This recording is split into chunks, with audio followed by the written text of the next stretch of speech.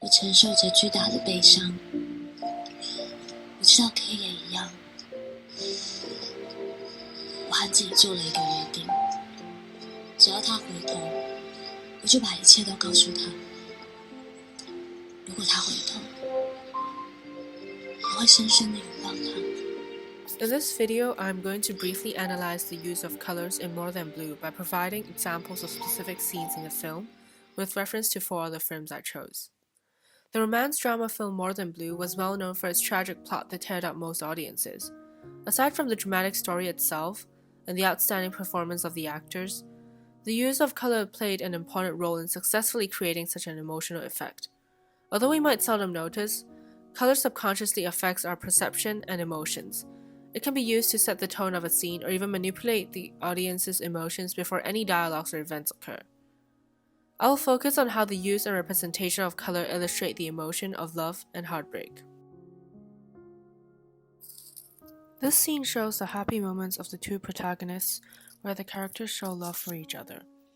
The color palette in this shot I captured from the scene has an earthy tone with colors like brown, beige, and dark yellow.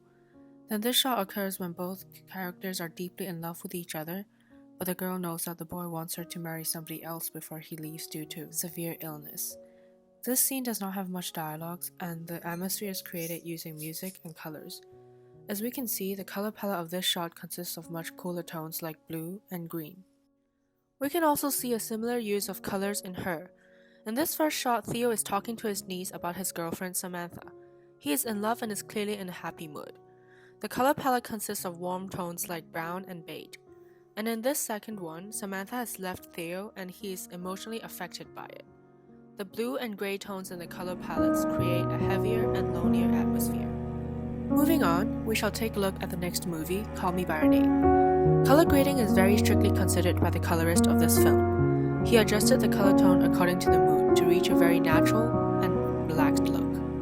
For example, in this shot where Elio and Oliver are lying down on the grass enjoying each other's company, the color palette consists of bright and pastel colors like green and white.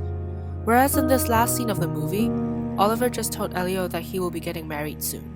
The change in mood can be seen by the shift in the use of colors.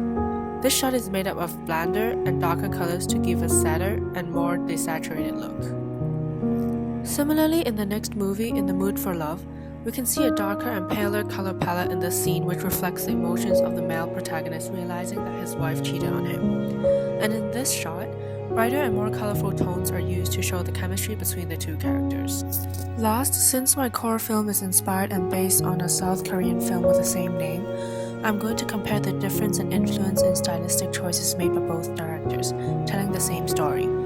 I chose the same moments in the storyline as I did with my first film. The first shot being a romantic scene and the second being a depressing one. However, looking at the color palettes of both shots I picked out, the tones do not match the mood like the previous 4 films we discussed. Dark colors like brown and black were used for the romantic scene, while bright blue and red were used in the heartbreaking one. The director may have decided to rely mainly on the plot and story development rather than the use of color. Knowing that all films I chose were highly rated, I realized that color is only one of the many aspects to be considered while making movies. Although color grading can change the quality of a film drastically, producers and artists may choose to focus on different elements to create atmosphere and tell the story due to various factors like budget, audience taste, and current trends.